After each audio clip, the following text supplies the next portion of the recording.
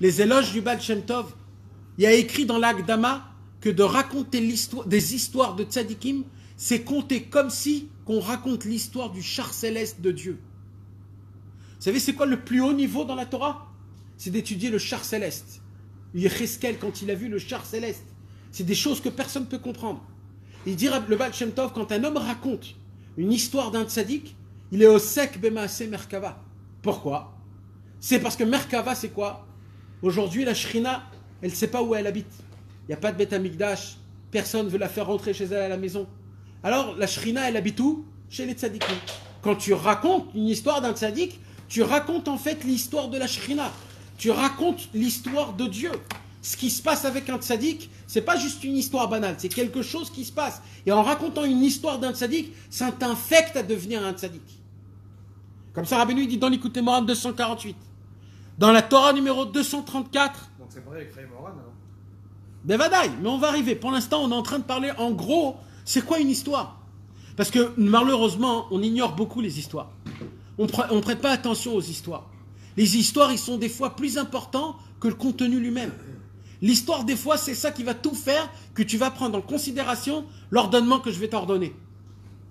Il dit Rabbi Nachman dans la Torah 234, il dit quand un homme, il raconte des histoires de... Vous savez mes amis, il y a un problème, il y a une faute qui est grande, et cette faute, elle est presque impossible à la réparer, à réparer les dégâts qu'elle fait. Presque impossible.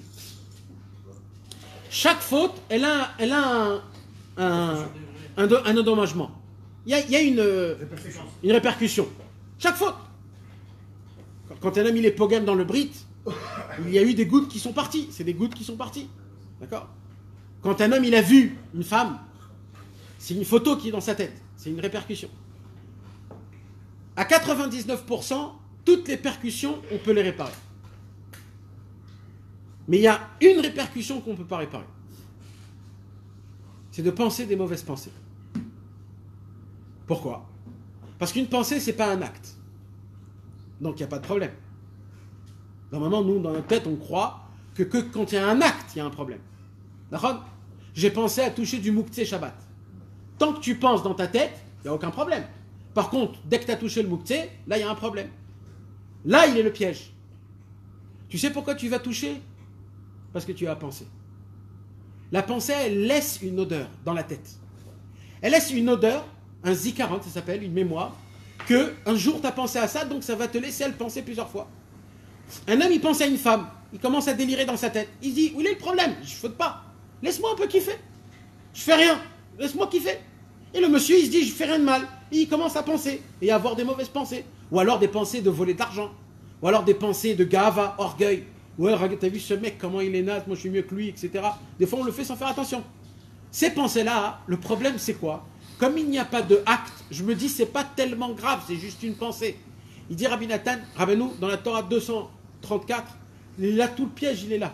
Ce que vous ne savez pas, c'est que l'odeur, la pensée laisse une odeur. L'odeur c'est quoi? C'est un zikaron, c'est une mémoire. À chaque fois qu'il va avoir une pareille situation, tout de suite ça va te ramener dans ton passé. Ça va te ramener dans tes... Il dit Rabbi Nachman, comment on fait pour enlever ces choses-là? Comment on fait? Il dit Rabbi Nachman, j'ai trouvé le remède en racontant des histoires de tzadikim. Imaginez-vous que ça, mes amis, aucun tzadik a donné une réparation à ce que fait une mauvaise pensée. Rabbeinu, il a pris le conseil le plus puissant et le plus concentré. C'est quoi? Raconter une histoire de tzaddik. Quand tu racontes une histoire de tzaddik, c'est comme si qu'il y a dans ta tête un aspirateur qui t'aspire toutes les mauvaises idées que tu avais eues dans ta tête. Ça peut être même des peurs. Ça peut être même tout, plein de choses. Tout ce qui t'encombre dans ta tête. Des fois, on a des pensées de désespoir énormes, de tristesse, de noirture, de pensées toujours négatives. Comment ça m'arrive des choses comme ça? Alors on dit ouais c'est à cause de la fumette, c'est à cause de ça, pas du tout. C'est à cause des mauvais hirourim. Il dit Rabbeinu, qu'est-ce qu'il faut faire? Il faut raconter des histoires de tzadikim. Vous imaginez même pas la bonne odeur qu'une histoire de tzadik elle peut faire.